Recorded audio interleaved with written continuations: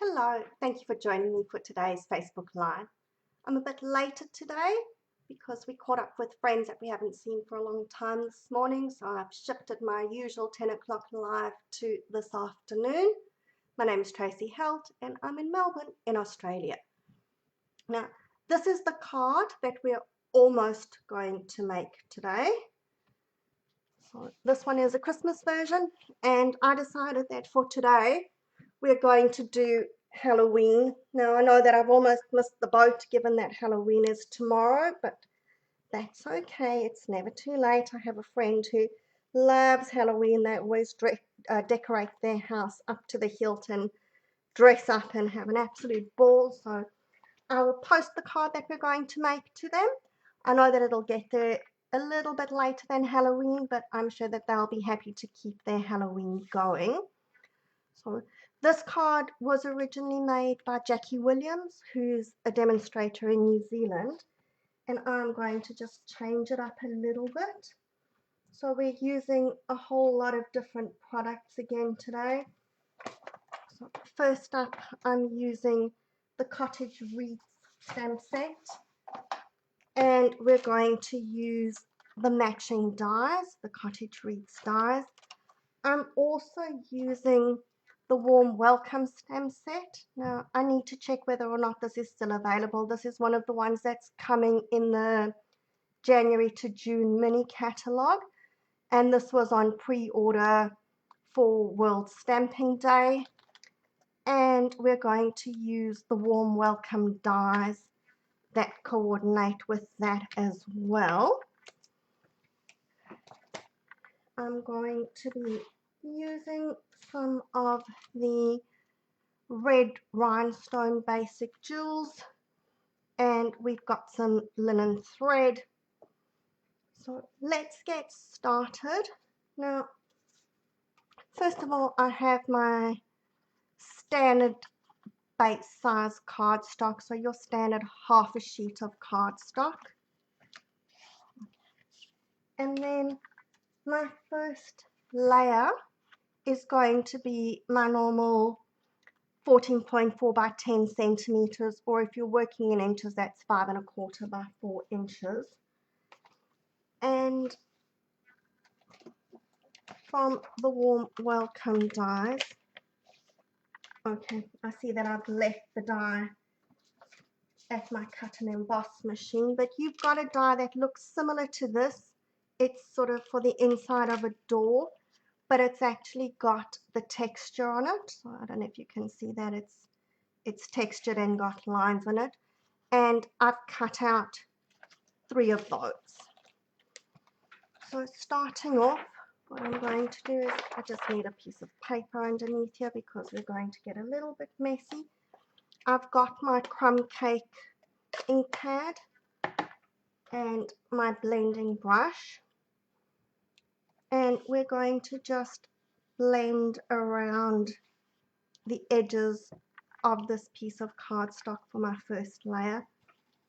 Now I actually want to try and go a little bit darker than I did on my original sample because my husband told me that the colors are too similar that you can't really see the difference. So I'm going to just try and get a bit more ink going around the edges so that it looks like it's a bit darker. We're going to actually see it more against that background.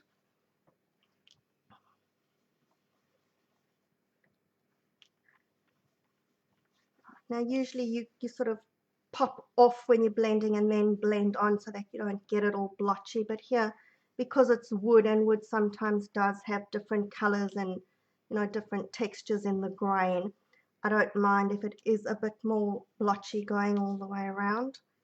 So I'm not being too fussed about just plopping my blending brush straight onto my cardstock.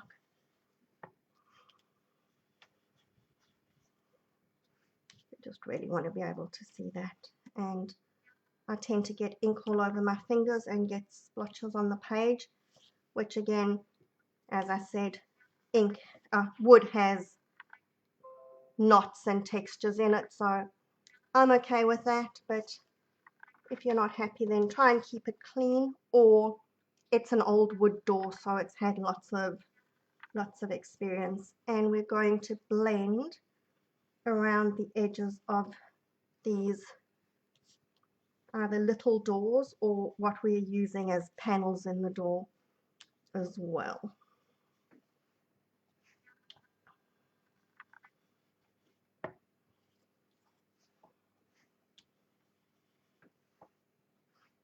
Alright, now I had actually done my other two. I thought I would do them in advance just so that you didn't have to watch me doing that, but I think I've gone much darker on that one than I had on these, so I just want to quickly add a bit more color to those ones so that it doesn't look like they completely don't belong to the same door.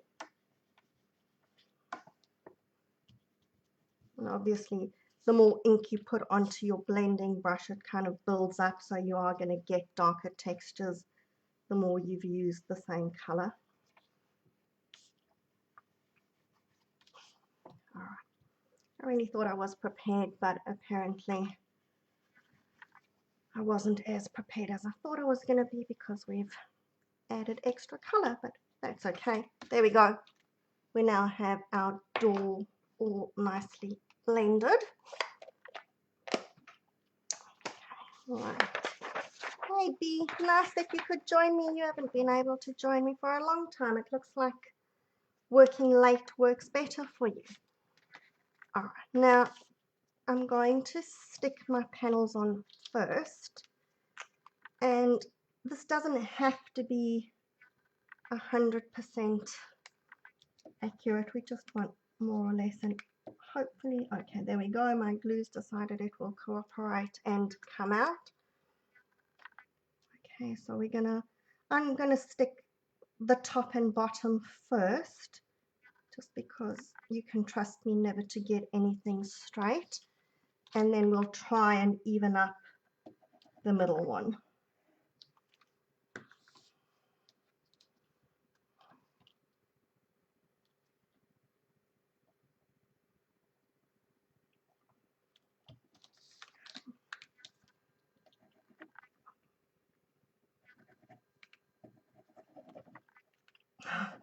And you always have 100 glues all over the show, and the one that you're using is always the one that doesn't want to come out. Alright, so we've got our 3 panels that it's looking kind of like a door. And then before I stick this onto my card, I just want to take a loop of my linen thread, and it doesn't have to be too long. We're just eyeballing the length here. We can always just adjust it. And what I'm going to do is grab a piece of tear and tape, or probably in my world cut and tape, because I always cut the tear and tape. I don't tear it. I was doing an online event a few months ago, the World Card Making Day event, and they were all laughing at me because I was cutting my tear and tape. We're just going to put a little bit that it's holding my 2 ends together over there, and let's just try and roughly see. I don't want those twisted because this is our loop that our wreath is going to hang from, so I'm just going to stick that on the back there with the tear and tape, and I'm going to put another little bit of tear and tape on the front that's going to hold that down there. And now it doesn't really matter, you can either take that tape off or you can just leave it on, and when I say the tape I mean the back of the tape. And then this can stick onto the front of the card. I'm going to keep persevering with that glue because I don't have another one in easy arm's reach, but if I need to, I will go and get it. Okay, so Wolfgang might approve of this one more because this door is darker, so it's not quite as close to my background color. And then I've cut out 2 of the wreaths from the Country Wreaths dies. So we've cut out those 2. So this one, those 2 you would use if you've actually stamped the wreaths and that's going around the front. But this is cutting everything out that you've just got that sort of leafy look. So that's going to be our background one. And if I can get them lifted, those pieces actually lift out.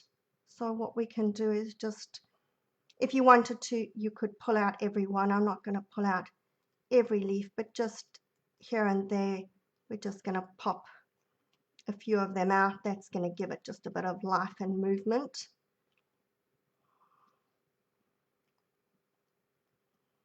Okay.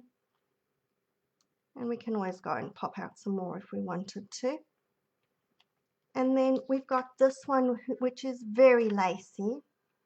And just, if we get all the little bits out so that it keeps its really lacy, pretty look about it. So what I'm going to do is just put a few little dots of glue, pick it up off the floor, along the back here. So I'm just going around sort of the stem bit, if that's what I can call it. I'm not going around the leaves because I want those leaves to be sort of free and flapping. I don't want them completely stuck down. And we're going to stick that over. Okay. So you can see we've got those pieces popping up in the background and these ones are free at the top. Let's just not be so impatient and give it a second for the glue to actually stick. And then I'm going to put some glue along the back here and stick that over there so that okay, this time around I'm actually going to take that tape off because I will have something sticking over it, but it's showing through. So let's get that out so that just in case anything's showing through, we don't want that white piece showing through. And there we go. So it's hanging by my linen thread over there. Then in the warm welcomes dies, you've got this really cute, really tiny little die, which is the door handle. So I've cut some of that out from my silver specialty paper and we're going to stick that on. Again, just be really careful here. You don't want to put too much glue because then that is going to splosh out everywhere. But there we go. I have my door handle hanging there. And I'm going to show you, can you see this bow? It's sort of a multi-loop bow, and let's hope that I'm going to be able to tie it while I'm on camera, because we all know that bows tie beautifully when you've got nobody watching, and as soon as you're watching they like to play up. So I'm just cutting a piece of my linen thread off. That's what I'm going to use to actually tie the bow. And then I'm going around 3 fingers here, so 1, 2, 3, about 4 times I think. And now let's see if I'm going to be able to do this or if my fingers are going to get in the way. So holding those pieces together, and it doesn't matter if it all separates because we want it to be a messy bow. It's just sometimes you feel like you actually need an extra hand or another few fingers or something, but let's see how we're going here. So we're gonna tie that roughly around the middle. That didn't work too badly. I just want to knot it so that it's not going to come loose. Maybe shift it over very slightly. If we're going to make it messy, let's messy the whole thing up. I'm going to cut this piece quite short, so that was the end of my thread when I started looping it around. There's another end, but it looks like that one's hidden, so that's all good and well. And then we'll just cut those two pieces down a little bit, and mini glue dots to glue our bow on. So that is my messy bow, and I think it's quite effective. It looks pretty. Don't you think it's a pretty messy bow, or does that sound ridiculous? Is that a contradiction in terms? Okay, if I can get the glue dot off. Okay. There we go. Okay, I don't want my bow to have pulled too far out. I want the loops to hang down. Oops. Alright, so there we go. Let's just maybe spread that a little bit. And there's our bow stuck on.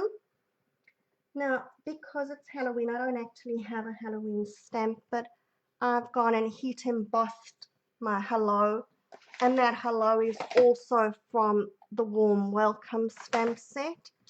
So all I'm going to do is just cut it at an angle. This one's obviously quite a bit shorter than my Merry Christmas, but we're going to have that sitting in the middle. But before I do that, I have already stamped and die cut a few spiders. Because this is Halloween, we're going with spiders.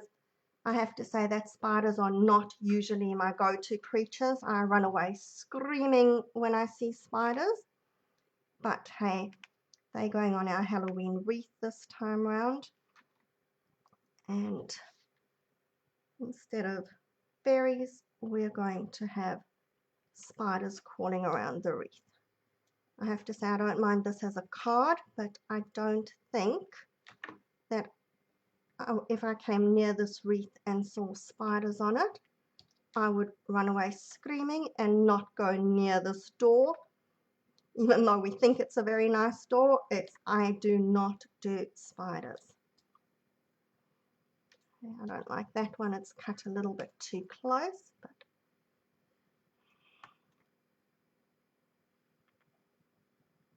there we go. They can be crawling around behind each other. And let's just see, I've got a couple of extra ones here.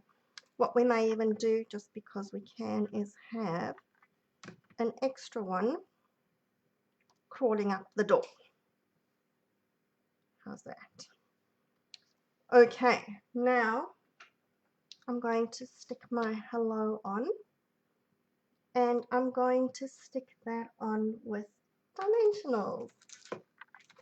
And here's a big surprise. I was touching the dimensionals like 2 minutes ago, and just because that's what dimensionals do to me, they have disappeared. Okay, give me 1 second. Let me go and find some more dimensionals.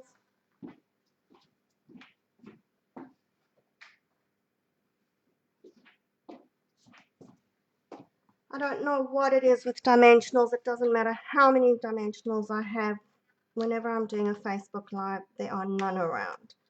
And as soon as I'm finished, I'll find 5 sheets of them. Okay, so a couple of dimensionals on the back there.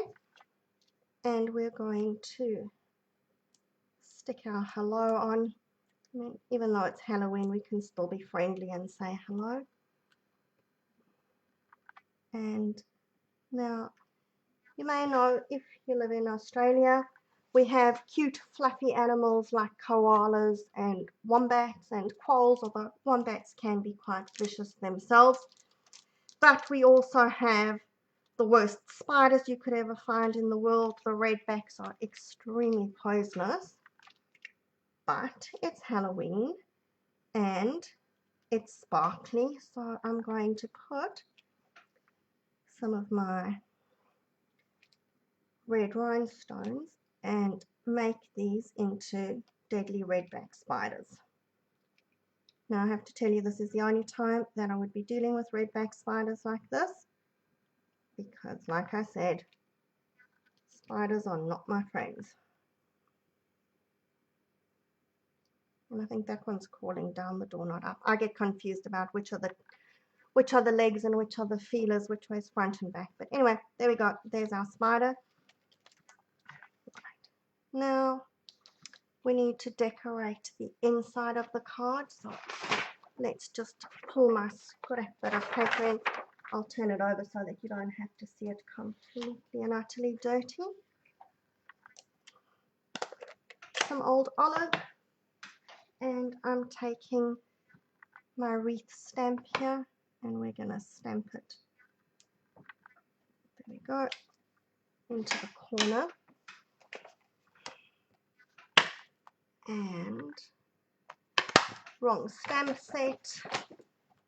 Here we go, from our, here's my little spider.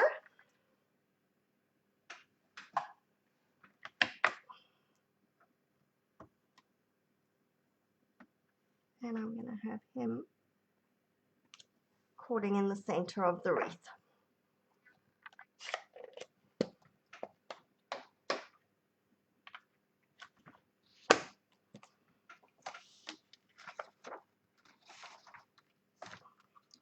And that's all ready to go onto the inside of my card.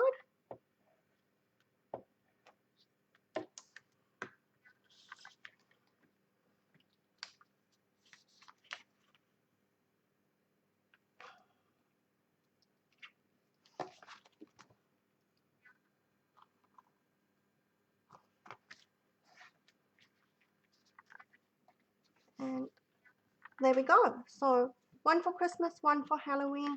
I don't know if you can see on this one, I used the Snowfall Accents puff paint to give a little bit of extra texture to the wreath. I could maybe put some on this one as well. I don't know what it looked like spider webs if I put it on. Shall we try? Should have done it before, but I only thought about it now. So let's see, maybe we can make it look like we've got some spider webs on our wreath here.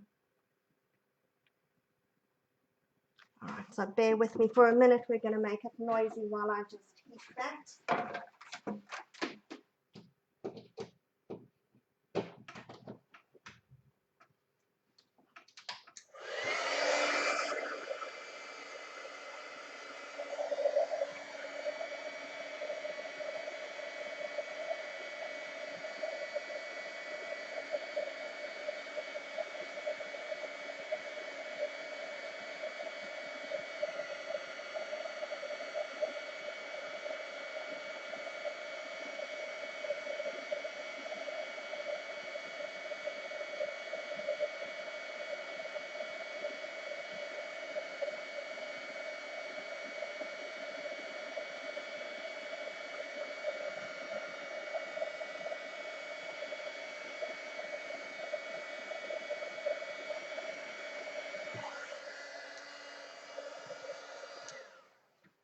Alright, so maybe I'm taking a bit of poetic license here, but I'm hoping that because we've got spider webs, that white between them may look a little bit webby. So there's our cards, one for Christmas, one for Halloween. If you're having fun dressing up for Halloween tomorrow, I hope you have a great day and have a good week.